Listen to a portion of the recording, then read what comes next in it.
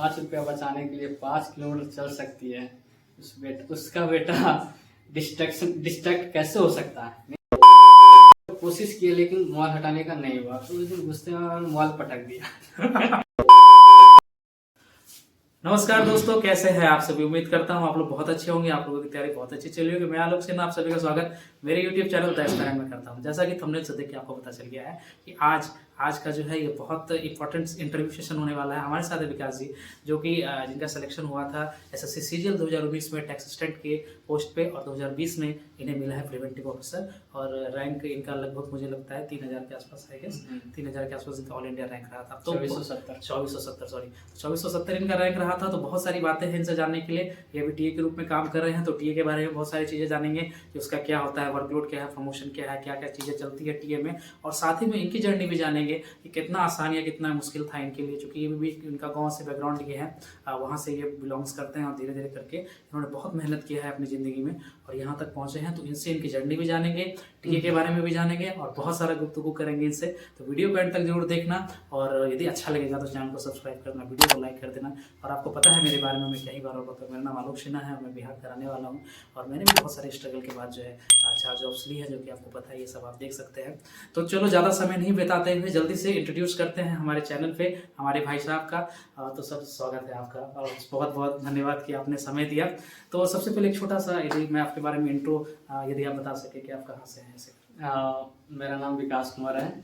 हम बिहार के गया डिस्ट्रिक्ट से बिलोंग करते हैं। अभी हम टीए के रूप में कार्यरत हैं वर्तमान में। तो टीए के रूप में अभी ये कार्यरत है, तो इनकी भी जर्नी बहुत इंटरेस्टिंग रही है, खास रही है, तो इनसे भी सवाल पूछेंगे। तो सबसे पहला जो एक सवाल होता है लोगों के मन में, पहले आप अपने बारे में थोड़ा सा बताइए, अपनी फैमिली बैकग्राउंड के बारे में कि और क्या है, फादर आपके क्या करते हैं। मेरे पिताजी तो फार्मर हैं, और साथ साथ में एक छोटा सा फार्मेसी का दुकान है जो गांव में ही चलाते हैं। और मेरी माँ आंगनवाड़ी सेविका है, और हम 5 भाई हैं। तो 5 भाई हैं, तो पाँचों का स्टडी भी बहुत ज़्यादा ज़रूरी था। इसलिए मेरे पापा थोड़ा पढ़े लिखे हैं, तो उनको मतलब स्टडी का या पढ़ाई का मतलब महत्व पता था, तो इसलिए हम लोग पढ़ाई के लाइन में लाए, और चाहें कि मतलब हमसे ये बहुत ज़्यादा आगे निकले बच्चे। तो ये एक बहुत बड़ी चीज़ उन्होंने बता दी कि फादर इनके मतलब पिताजी जो है, आपको पता है बिहार में लोग जो है गांव में बहुत अच्छी स्थिति नहीं होती, और जो SSC की तैयारी करते हैं उनकी स्थिति बहुत अच्छी नहीं होती, हम लोगों की स्थिति। तो इनकी का भी कुछ ऐसा था, इनके भी फादर फार्मर थे, और फार्मर रहते हुए इन्होंने जो है अपनी लाइफ में इतना चीज़ अचीव किया। इनके भाई लोग भी हैं, वो लोग भी अच्छे जगह पे हैं, अच्छी जगह कर रहे हैं, तो ये बहुत बड़ी चीज़ है। लेकिन आपकी जर्नी जैसा कि आपने बताया, मुझे लगता है इतनी भी आसान नहीं रहा होगा आपके बारे में। आपने SSC क्लियर किया है, तो ये भी बहुत इंस्पायरिंग जर्नी होगी। तो वीडियो को एंड तक तो देखना, इनके बारे में पता चलेगा, बहुत ज़्यादा मोटिवेशन भी मिलने वाला, क्योंकि मुझे इन्होंने अपनी कहानी बताई है, और मैं चाहता हूँ कि मैं आप लोगों के सामने वो कहानी रखूँ। तो चलिए, मेरा अगला सवाल इसी से रिलेटेड है। आप सबसे पहले SSC में आए कैसे, और दूसरी बात की जो आपकी SSC की जर्नी रही है, जैसे आप मुझे थोड़ा ये भी बताइए कि आपने क्या क्या एग्जाम्स वगैरह क्लियर किए, एंड देन कि आप कैसे यहाँ पर आए, और क्या क्या कैसे अभी तक आपका जर्नी कितना आसान या कितना मुश्किल रहा है। हाँ, जर्नी तो जितना ज़्यादा स्ट्रगल होता है उतना ही ज़्यादा अच्छा होता है, मतलब फ्यूचर लाइफ के लिए। जर्नी तो सबका स्ट्रगल होता है, जितने भी मैक्सिमम लोग होते हैं जो मतलब इस औहदे तक पहुंचते हैं या इससे आगे तक जाते हैं, तो हर किसी का जर्नी एक बहुत ज़्यादा स्ट्रगल का होता है, कोई ऐसा आराम का नहीं होता। तो मैं अपना जर्नी बताता हूँ। मेरे लिए भी थोड़ा टफ ही रहा था, उतना भी आसान नहीं रहा था। आपने ग्रेजुएशन कब क्लियर किया था? मैंने ग्रेजुएशन क्लियर किया, मेरा 15-18 सेशन था, और मगध यूनिवर्सिटी से ग्रेजुएशन किया था, तो वो 1 साल लेट चली थी, तो 2019 में फाइनल में क्लियर हुआ था। और आई गेस 18 आपने CGL दिया होगा। 18 पेयरिंग पे हमने CGL दिया था, वो भी क्लियर हुआ था, पर पेयरिंग की वजह से डॉक्यूमेंट वेरिफिकेशन में दिक्कत। और 19 में फिर इनका जो है टीए के रूप में सिलेक्शन हुआ, और 20 में भाई साहब ने प्रिवेंटिव ऑफिसर ज्वाइन किया है। अब अभी ज्वाइन इन्होंने नहीं किया है, बहुत ही जल्दी ज्वाइन करने वाले हैं। तो 3 CGL इन्होंने दिए, और भी आपने क्या क्या सर एग्जाम्स दिए थे इस बीच के दौरान हमने मतलब SSC CHSL MTS बिहार दरोगा BPSC CDS ये सब दिए थे। ये सब पेपर मेरा क्लियर हुआ था। CDS का इंटरव्यू भी फेस किए थे, बंगलौर बोर्ड, अच्छा भोपाल बोर्ड, BPSC 2 बार प्री भी क्लियर हुआ था, दरोगा 2 बार मेंस निकाले हैं। मतलब एक और मेरिट में छठे थे, एक और मेरिट में से बहुत ज़्यादा नंबर होने था। इधर SSC का सीजन में सिलेक्शन हो जाने के बाद वजह से उसका फिजिकल हम नहीं किए, फिजिकल स्किप कर दिए। तो मतलब ऐसा है कि इन्होंने भी कुछ, मेरा भी जर्नी आपको जैसा पता है ऐसा ही रहा था कि जो एग्जाम निकल रहा है भाई साहब भरते चलो कि एक जॉब तो चाहिए जिंदगी में, तो ऐसा ही था, स्टेबिलिटी थोड़ा चाहिए। जैसे मैंने भी बहुत सारा जॉब्स, आपको पता है कि मेरे भी 4 जॉब्स हुए और मैंने ना जाने कितने एग्जाम्स दिए थे, तो इनका भी ऐसा ही था। बिहार में रह के बिहार में इन्होंने तैयारी की, जैसा कि इन्होंने मुझे बताया। अच्छा, थोड़ा सा आप अपने तैयारी के बारे में, उन तीनों के बारे में बताइए। जब आप तैयारी कर रहे थे तो आपने कैसे तैयारी की? जैसे कभी ऑथेंटिक वे है, लोग बड़े बड़े ट्यूटर के पास है, बहुत बड़े बड़े नाम है, अभिनय शर्मा सर, राकेश यादव सर, या ऑनलाइन कोर्स किया, तो कैसे आपका कैसा रहा था प्रिपरेशन, आपने किया कैसे? हम प्रिपरेशन स्टार्ट किए थे। एक्चुअली हुआ क्या था कि प्रिपरेशन एसएससी में आया कैसे पहले, तो आने का वजह था मेरा बड़े वाले भैया। अच्छा। एक्चुअली वो पटना में इंग्लिश के क्लास लेने के लिए गए थे जमाल परवेश के पास। सर के पास, तो उनका ज्वाइनिंग आ जाने की वजह से उन्हीं के आईडी पे हम वहाँ क्लास किए। क्लास करने के बाद अपने होम सिटी चले आए। फिर गुरु जी चंदन सर नाम है उनका, तो उन्हीं के पास सेट प्रैक्टिस करने लगे। तो सेट प्रैक्टिस किए तो वही हमें गाइडेंस बताए कि कैसे इंग्लिश इम्प्रूव करना है, कैसे मैथ इम्प्रूव करना है, कैसे स्कोर को बूस्ट अप करना है। तो पहले बताते इंग्लिश के बारे में, इंग्लिश हुआ कैसे। एक्चुअली हमें इंग्लिश सही से पढ़ने भी नहीं आता है, लेकिन बोल भी नहीं सकते हम। और ये बहुत कॉमन है, ये बहुत कॉमन है। प्रेजेंट सिचुएशन में मेरा यही है अभी ये बहुत कॉमन है। और ये लड़के मुझसे पूछते हैं कि भाई आप बिहार बोर्ड से है, मैं स्टेट बोर्ड से, मुझे इंग्लिश, और इनका एग्जाम्पल भी वैसा ही था। उन्होंने मुझे बताया कि इन्हें इंग्लिश में 5-10 नंबर आते थे। 5-10 नंबर। तो आप इनके मुंह से सुने कि कैसे आप इस डर को भी भगाएं इंग्लिश के लिए। और आप यदि स्टेट बोर्ड से है तो जैसे इन्होंने किया, जैसे मैंने किया, तो कैसे हम लोग कर सकते हैं, तो बताइए सर। तो हमें चंदा सर ने बहुत ज़्यादा हेल्प किया था कि कैसे इंग्लिश में इम्प्रूव करें। तो उन्होंने बताया सबसे पहले थोड़ा सा वर्ड का कलेक्शन कर लो, उसके बाद वर्ड कलेक्ट होने जाने के बाद आप पेपर स्टार्ट कर लें। पेपर, मैगजीन, जिस रूप में आप इंग्लिश पढ़ना चाह रहे हैं उस रूप में आप इंग्लिश पढ़ना शुरू कर दें। तो हमने पेपर से स्टार्ट किया। पेपर से एक्चुअली शुरुआत में थोड़ा बोरिंग होगा, लेकिन पढ़ते पढ़ते एक आदत सी बन जाएगी पेपर पढ़ना। वो मतलब पर डे का रूटीन में शामिल हो जाएगा। मतलब फर्स्ट 1 या 2 मंथ आपको थोड़ी सी दिक्कतें आएंगी, नहीं समझ में आ रही होगी तो छोड़ देने का मन करता होगा, लेकिन अगर धैर्य या पेशेंस बनाए रखे तो फिर ये संभव है कि आप इंग्लिश को मजबूत कर सकते हैं। और ये इंग्लिश को मजबूत करने में क्यूज बहुत ज़्यादा हेल्प किया था। क्यूज एक्चुअली होता है हम लोग की तरफ क्या कि 5-6 लोग एक साथ बैठते हैं, उसमें एक दूसरे से होमवर्क दिया जाता है कि वन वर्ड हो गया, असाइनमेंट हो गया, आइटम फ्रेज हो गया। तो ये सब करते करते हम लोग ने ऐसा मतलब कि इंग्लिश को पूरा कंप्लीट किया। नेक्स्ट रही मैथ की बात। तो मैथ हुआ क्या, मैथ की प्रिपरेशन कैसे। एक्चुअली मेरा मैथ बेसिक थोड़ा पहले से ही मजबूत था। तो चंदन सर के पास हम मॉक देते थे, तो वहाँ होता क्या था कि मॉक देने के दौरान हम थोड़ा लॉन्ग मेथड से बनाया करते थे, एक्स मान के बनाया करते थे। तो एक्स मान के बनाने में थोड़ा मेरा ज़्यादा समय लगता था, लेकिन बना लेते थे हर मैथ। फिर चंदन सर को देखे कि वो थोड़ा शॉर्ट ट्रिक थोड़ा अपनाते थे, मतलब थोड़ा अलग अलग तरीके से बताते थे। तो उन्हीं के कोचिंग में हम मतलब सेट प्रैक्टिस करने के बाद एक्चुअली होता था 1 से 3 सेट चलता था। उसी के बाद 3 से 4 के बैच में पीछे वाला बेंच पे ही बैठे रह जाते थे चुपचाप। देखते थे गुरु जी कैसे बताते हैं, कैसे करते हैं शॉर्ट मेथड, कैसे यूज करते हैं। बाद में पता चला ये बेसिक को यहाँ से यहाँ काट देते हैं, यहाँ से यहाँ ये हो जाता है। तो वो सीख लिए, उसके बाद आपको सीखने को। हाँ, तो उनसे वो सीख लिए कि मतलब कैसे शॉर्ट करना है। तो यदि मैं इनकी बातों को थोड़ा समराइज करूँ तो इनका ऐसा कुछ नहीं रहा था कि इन्होंने कुछ पेड कोर्स लिया था, या ऐसा कुछ नहीं रहा कि ढंग से जाके उन्होंने तैयारी की। उन्होंने मैथ में इंग्लिश में सिर्फ जमाल परवेज सर से थोड़ा सा पढ़ा। वो भी इनका ऐसा था कि इनके भैया के नाम पे कोर्स था और वो वही उनको एसएससी में लेके आए थे। क्योंकि ऐसा था उनके कहीं पे जॉब हो गई तो उन्होंने बोला कि ठीक है तुम जाके, वो मैंने पैसा वैसा दिया हुआ है, तुम जाके पढ़ लो। तो और साथ ही में इन्होंने पटना में कुछ दिन ये रहे, देन फिर ये अपने गया आ गए थे और वहाँ पे अपने से जाके क्विज़, जो हम लोग का एक गाँव का जो बैकग्राउंड होता है ऐसा ही होता है, हम लोग क्विज करते हैं, लोग एक दूसरे से टीम बना के काम करते हैं, वहाँ पे टेस्ट होते हैं वीकली। इस तरह से इन्होंने तैयारी की और मुझे लगता है थोड़ा बहुत यूट्यूब से भी आपने हेल्प आपने लिया होगा, जैसे मैंने भी ऐसे ही करके किया था। एडवांस के लिए यूट्यूब पे हम थोड़ा हेल्प लिए थे। यूट्यूब में थोड़ा अभिनय सर का वीडियो देखे, गगन सर का वीडियो देखे, बस 1-2 लोग को फॉलो किए। और भी इतना भी नहीं, क्योंकि प्रिपरेशन के दौरान एक्चुअली हम एंड्रॉयड सेट रखते ही नहीं थे, इसलिए कभी कभी मौका मिला तो देख लिए।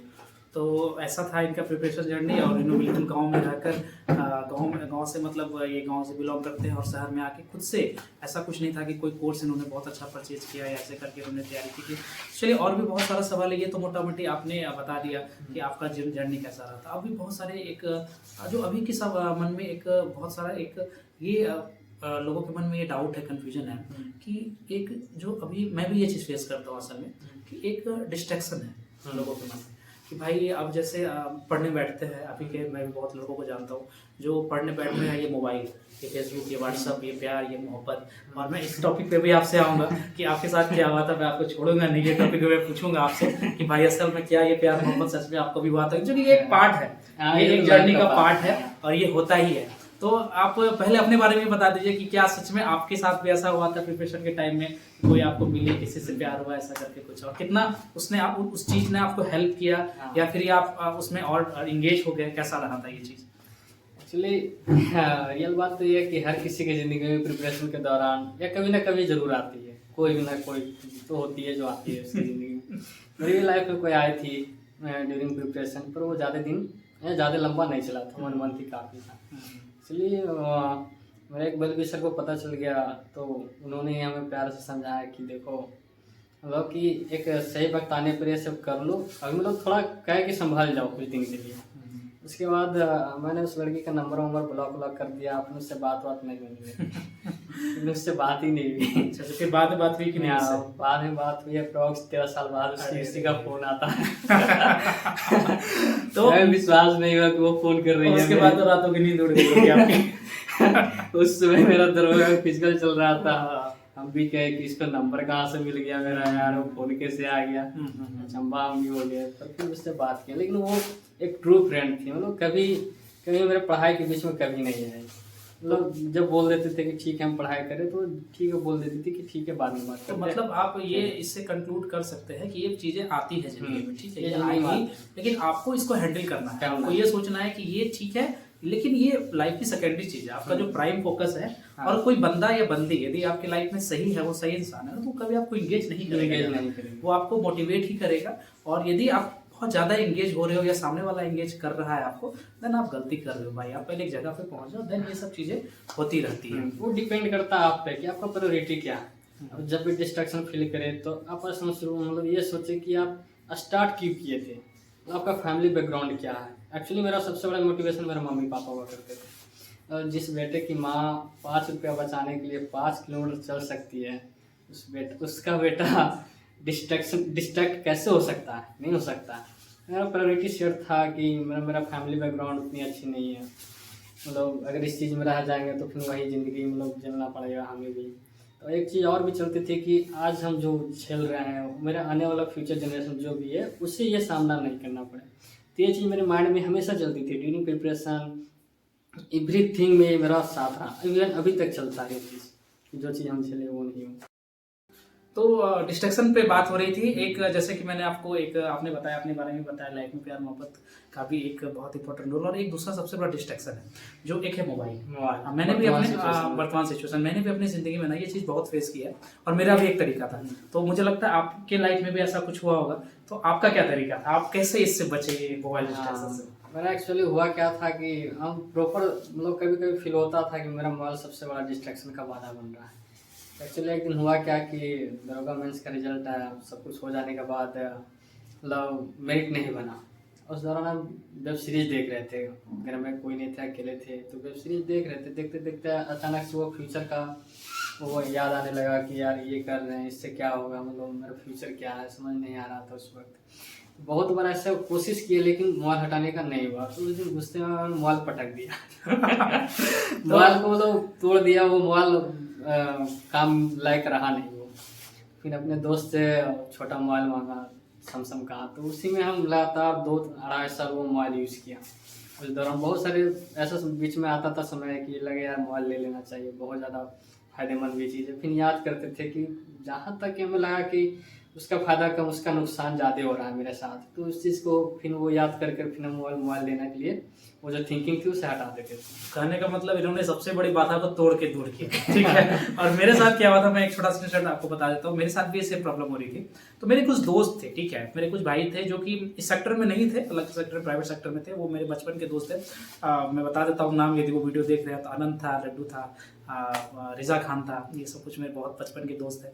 ये अपने लाइफ में अच्छा कर रहे थे, ठीक है, वो मेरे साथ में ही थे। देन वो अपने लाइफ में अच्छा कर रहे थे। तो मुझे ये प्रॉब्लम होती थी, तो मैंने क्या किया था ना, मैंने इन सब लोगों की, जो मेरे दोस्तों की, उसके कॉलेज करके डीपी बना दी थी, मतलब प्रोफाइल का वॉलपेपर मैंने बना लिया था, और मैंने उसको मोबाइल में लगा दिया था।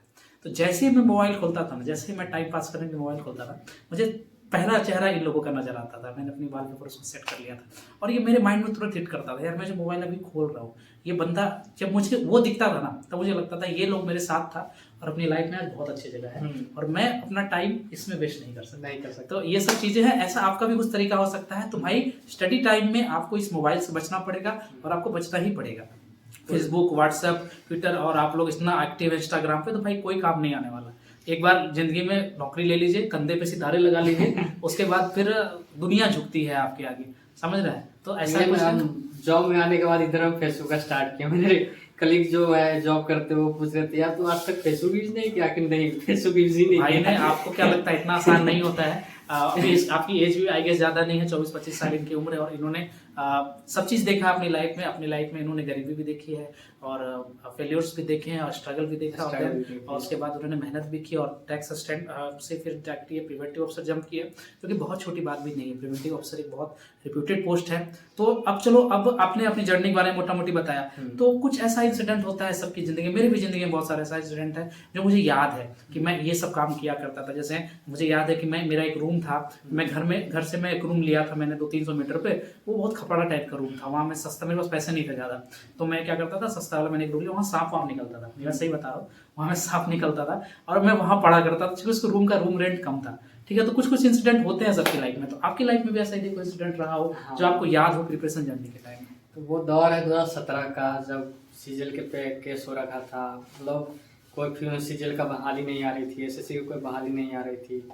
उस दौरान हुआ क्या करता था कि शाम में हम 6 बजे से मॉक मारा करते थे एसएससी सीजल मेंस का। तो 100 क्वेश्चन का मैथ, 200 क्वेश्चन का इंग्लिश हुआ करता था उस वक्त। तो सिलेबस भी चेंज हो गया। उस दौरान ठंड हो, गर्मी हो, बरसात हो, तो हर समय मतलब रेगुलरिटी हम लोग में हुआ करता था। तो एक्चुअली बहुत बार ऐसे मेरे साथ हुआ था कि बरसात के दिन है, जा रहे हैं, गली में लाइट नहीं है, पानी जमा है ठेवने पर, तो जाते जाते साइकिल से चलाते चलाते पता नहीं चलता था कब नली में घुस गए अंधेरे में। फिर उठे, फिर चले, फिर वो मोटिवेशन, सबसे बड़ा मोटिवेशन बना कि जब लास्ट में जब हिम्मत हारने लगे तो फिर सोचे यार इतना स्ट्रगल तुम क्यों किए थे इस लाइफ में, इस लाइन में, एसएससी की लाइन में, इसलिए कि ताकि छोड़ दो आगे जाकर। वही चीज़ मेरे माइंड में चला। फिर से जब भी डिमोटिवेट होते थे तो उस इंसिडेंट को याद करके फिर से रास्ता पे चल पड़ते थे एसएससी के पे। तो भाई आप समझ सकते हैं कि इनकी जर्नी कितनी इंस्पायरिंग रही है और इन्होंने बहुत सारी चीज़ें अपने बारे में बताई। और चलो अब थोड़ा सा जो अभी ये वर्तमान में आपको पता है कि ये टीए है, टैक्स असिस्टेंट के रूप में काम कर रहे हैं, जो जल्दी ही ये छोड़ने वाला है, तो थोड़ा सा आप टीए के बारे में बता दीजिए, क्योंकि अब 2022 में सीजल में बहुत ज़्यादा टीए की वैकेंसी है, प्रिवेंटिव ऑफिसर एक्साइज सबकी वैकेंसी है। थोड़ा सा आप, क्योंकि अभी प्रिवेंटिव ऑफिसर का तो आपको ज़्यादा नॉलेज नहीं होगा और मैं आपसे रिक्वेस्ट करूंगा कि यदि आप ज्वाइन करें तो एक और इंटरव्यू मुझे दें जहाँ पर आप प्रिवेंटिव ऑफिसर का पूरा प्रोफाइल बताएं। तो मैं टीए के बारे में थोड़ी सी चीज़ें आपसे पूछता हूँ कि जैसे जो एक कॉमन क्वेश्चन है, सैलरी वैलरी आपको सबको पता है, 2400 ग्रेड पे की जॉब होती है, कैसे आना है इतना आप लोग पता है, मेरी वीडियोस देख रहे हैं, आप एसएससी की तैयारी कर रहे हैं, आपको सब पता है। तो एक नॉर्मल जो क्वेश्चन होता है, सबसे बड़ा प्रमोशन, लोग बोलते हैं कि टीए में प्रमोशन बहुत अच्छा है, जल्दी इनकम टैक्स इंस्पेक्टर बनता है, तो क्या होता है प्रमोशन का प्रोसेस? टीए प्रमोशन डिपेंड करता है जोन पे। जैसे हम अभी एनईआर में हैं, तो एनईआर में क्या है कि अगर टीए एज ए टीए आप सीबीडीटी में ज्वाइन करते हैं तो 3 साल में यहाँ टीए से इंस्पेक्टर बन सकते हैं। मतलब इनकम टैक्स इंस्पेक्टर जो कि 4600 ग्रेड पे की जॉब, इनकम टैक्स इंस्पेक्टर 3 साल के अंदर आप बन सकते हैं। यहाँ पर एग्जाम वगैरह देकर, हाँ प्रमोशन स्किल देखा जाए तो इधर बहुत अच्छा है, खासकर एनईआर में। एनईआर ऐसा कुछ नहीं है, बहुत लोग डर बनाए हुए हैं, लेकिन ऐसा कुछ नहीं है, बिल्कुल बिहार जैसा ही लगता है। प्रमोशन अच्छा है, क्वार्टर वाटर भी दे रखे हैं, वर्कलोड भी उतना नहीं होता है। तो वर्कलोड क्या बहुत कम होते हैं, अभी ऑफिस में उतना काम नहीं है। तो मतलब मैं अगला सवाल ये पूछने वाला था कि क्वार्टर का क्या सीन होता है, क्या क्वार्टर वगैरह इजीली अवेलेबल? क्योंकि मुझे भी ये पता है कि हर डिपार्टमेंट में क्वार्टर फैसिलिटी नहीं है, कुछ में अच्छा है, जिसमें आपका इनकम टैक्स डिपार्टमेंट भी जो है, सीबीडीटी डिपार्टमेंट आता है, तो क्वार्टर्स का क्या अवेलेबिलिटी होती है? आपको तुरंत ज्वाइन करने के बाद मिल गया था क्या? हाँ, हम लोगों को तो तुरंत ज्वाइन करने के बाद क्वार्टर तो खाली था तो मिल गया था। अच्छा। और डिपेंड करता है कि आपके सिटी में क्वार्टर है नहीं है, उस पर डिपेंड करता है कि बहुत सारे ऐसे सिटी हैं इनकम टैक्स का जहाँ क्वार्टर भी नहीं है। हाँ, तो मतलब मुझे लगता है यदि बड़े शहर में आप काम कर रहे हैं, हाँ, तो चांसेस हैं कि आपको क्वार्टर मिल जाएंगे। और quarter I guess 2 BHK type का ही या 1 BHK टाइप का क्वार्टर होता होगा। 2 BHK टाइप का 2 BHK टाइप का क्वार्टर होता है। मैं यदि इनका क्वार्टर कभी दिखा पाया तो चैनल को सब्सक्राइब तो भाई कर ही लेना यार, इसमें अब क्या यार, अब तो कर लो चैनल को सब्सक्राइब, तो सब्सक्राइब कर लेना। मैं इनसे ये रिक्वेस्ट करूंगा कि क्वार्टर वगैरह का अपना टूर दे तो मैं जरूर दिखाऊंगा। अच्छा, साथ में प्रमोशन का हो गया, क्वार्टर फैसिलिटीज हो गई, एक है कि इशू लोगों के मन में कि ट्रांसफर में क्या सीबीडीटी में सच में बहुत दिक्कत है क्या? ट्रांसफ़र तो बंद हो गई है सब डिपार्टमेंट में, इवन ऐसे कि सब डिपार्टमेंट में आरसीटी तो बंद हो चुकी है। जहाँ पोस्टिंग मिल गई, जो जोन में पोस्टिंग मिल गई उसी जोन में ट्रांसफ़र आपकी होती रहेगी। हर 6 साल के बाद आपका ट्रांसफ़र होना ही होना है। ये ट्रांसफ़र का सीन है। ये नहीं कि अगर एनईआर जोन मिला तो सोचे कि बिहार जोन में चले जाएँ, तो वो चीज़ अब बंद हो चुकी है। मतलब ट्रांसफर का आपका बहुत बड़ा इशू है। यदि आप यदि कहीं सेलेक्ट करें लाइफ में तो सोच समझ के करेंगे, सोच समझ कि आपको असल में जाना कहाँ है, साउथ में जाना है कि नहीं जाना, क्योंकि मैक्सिमम वैकेंसी साउथ में ही होती है, नॉर्थ में वैकेंसी नहीं है या एनईआर में होती है। तो सोच समझ के आप सिलेक्शन अपना चॉइस करेंगे, क्योंकि ट्रांसफर की स्थिति बहुत अच्छी सीबीडीटी और सीबीआईसी में नहीं है। तो भाई सब चीज़ हो गया, ट्रांसफर हो गया, प्रमोशन हो गया एंड क्वार्टर हो गया। अब एक चीज़ और है वर्कलोड। तो वर्कलोड यदि मैं आपसे पूछूं कि असल में टैक्स असिस्टेंट को करना क्या होता है, क्या काम है टैक्स असिस्टेंट? वर्कलोड ऐसा कुछ होता नहीं है खास टैक्स असिस्टेंट का। वो डेस्क जॉब है, फाइल जॉब है, या फिर कोई सीनियर ऑफिसर के अंडर में आप एक असिस्टेंट ग्रुप में भी काम कर सकते हैं। तो ये मिला जुला कर वर्कलोड कुछ खास नहीं है। मतलब यदि ओवरऑल कहा जाए तो बहुत ज़्यादा काम नहीं है। आप जितनी आप तैयारी करने में परेशान होते हैं, आप परेशान हो जाइए। और टैक्स असिस्टेंट इन्होंने भी मुझे बताया, और ओवरऑल ये बहुत मतलब रिलैक्सिंग ही जॉब है। जब तक मुझे लगता है आप आईटीओ नहीं बन जाते हैं तब तक आपका। अच्छा, आईटीओ के बारे में आपने नहीं बताया। इनकम टैक्स ऑफिसर तो आपने बताया 3 साल में बन जाते हैं, फिर 3 साल के बाद आईटीओ कितने दिन में बन सकता है? आईटीओ बनने में आरटीआई से लग जाता है 7 से 8 साल। अच्छा, तो वो थोड़ा ज़्यादा है। और वो भी जोन पे भी डिपेंड करता है, क्योंकि मुझे मेरे कुछ दोस्त हैं, मैं मिला था जो कलकत्ता जोन में थे, वो बोल रहे थे कि अभी वो टैक्स असिस्टेंट ही है 5 साल 6 साल से पढ़े हुए, उनको वो अभी सीनियर टीए भी नहीं बन पाए हैं। तो ऐसा भी है। तो जोन वाइज भी चीज़ें डिपेंड करती है। नॉर्थ में थोड़ा आपको दिक्कत होगा, साउथ और नॉर्थ ईस्ट में आपका प्रमोशन वगैरह का अच्छा पॉलिसी है। तो चलिए, बहुत सारी बातें आपने बताई, अपनी जर्नी के बारे में बताई, अपने टीए के बारे में बताया। अब एक आखिरी सवाल जो मैं आपसे पूछता हूँ कि यदि कोई बंदा जो अभी मेरा ये वीडियो देख रहा है, जो अभी तैयारी कर रहा है, या जिसने अभी स्टार्ट करने का सोच रहा है, या मिड फेज में है, या वो अपना छट रहा है, तो अभी वो कैसे प्रिवेंटिव ऑफिसर बन सकता है आपकी तरफ? वो डिपेंड करता है उस बच्चे पर कि पहले वो एनालाइज करे कि उसका स्ट्रॉन्ग जोन क्या है, बिग जोन क्या है।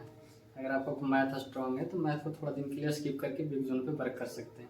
जैसे मान लें किसी का जीके वीक होता है, किसी का इंग्लिश वीक होता है, तो फर्स्टली तो वो देखे सेल्फ स्टडी से होता है तो ठीक है। अगर ज़्यादा दिक्कत आ रही है तब किसी का सब्सक्रिप्शन ले सकते हैं, ऑनलाइन इजीली अवेलेबल है। अब अभी हम लोगों ने जो तैयारी की थी तो वहाँ पे इतना कंटेंट अवेलेबल नहीं था, इतना कंपाइल्ड वे में कंटेंट अवेलेबल नहीं था। अभी क्या है कि हर चीज़ अवेलेबल है यूट्यूब पे। तो मेरा भी यही सजेशन रहता है कि भाई आप एटलीस्ट सिलेबस खत्म करें, पहले सिलेबस खत्म करें, देन जब आपका सिलेबस 50-60% स्टार्ट खत्म हो जाए, देन आप मॉक्स पे आए।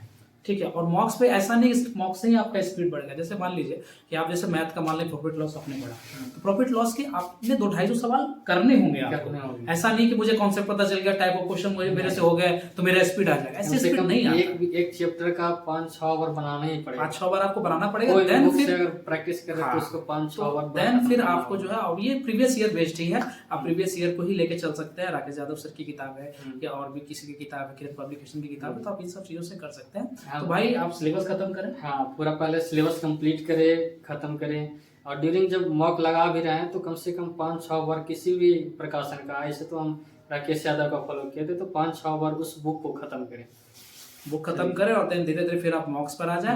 मॉक्स से यही एक राइट स्ट्रेटजी है। इंग्लिश के लिए उन्होंने मुझे बताया, मैथ के लिए भी उन्होंने बताया। तो आपको जैसे पता है कि इंटरव्यू खत्म होने वाला है, तो अब आप यदि 2 शब्द यदि एक लास्ट में बोलना चाहें कि कैसे मोटिवेटेड रहे और फ्यूचर के कैंडिडेट्स को कैसे आप मोटिवेट करने का सबसे बड़ा जरिया यही है कि अपना फैमिली बैकग्राउंड को याद करें कि आपने शुरुआत कैसे की थी। और फ्यूचर की बात करें तो आप सभी को ढेर सारी शुभकामनाएं आपके नेक्स्ट जर्नी के लिए, जो भी जिस चीज़ का भी आप तैयारी कर रहे हैं उसके लिए। चलो, उम्मीद करता हूँ ये सेशन आपको बहुत अच्छा लगा, ये वीडियो बहुत अच्छा लगा, हमारे विकास जी बहुत अच्छे होंगे। ऐसी वीडियोस देखनी है तो मेरे चैनल को सब्सक्राइब जरूर कर देना, वीडियो को लाइक कर देना, टेलीग्राम हमारे चैनल पर आ जाना, अपने भाई को प्यार इसी तरह बनाए रखना। इस तरह की अच्छी अच्छी वीडियोस आपको इस चैनल पर मिलती रहेंगी, आपको इन्फॉर्मेशन मिलेगी, आपको इंटरव्यू वीडियोस मिलेगी, बहुत सारा चीज़ है इस चैनल पर। तो चैनल को सब्सक्राइब करते हुए जाओ, दोस्तों को भी शेयर करो, उन लोगों से शेयर करो जो कि गाँव में रह के पढ़ाई कर रहे हैं, उन लोगों के पास ये वीडियो जानी चाहिए। जो क्विज कर रहे हैं, जो ग्रुप में काम कर रहे हैं, उन लोगों के पास ये जरूर वीडियो जानी चाहिए, जो गया से बिलोंग करते हैं, जिन्होंने जमाल प्रोफेसर के पास पढ़ा है। तो आप ही के बीच का एक लड़का जो है आज अपनी लाइफ में इतना अच्छा कर रहा है, इतना स्ट्रगल करने के बाद। तो चलो, जल्दी ही मिलता हूँ इसी तरह की वीडियो के साथ, तब तक के लिए जय हिंद।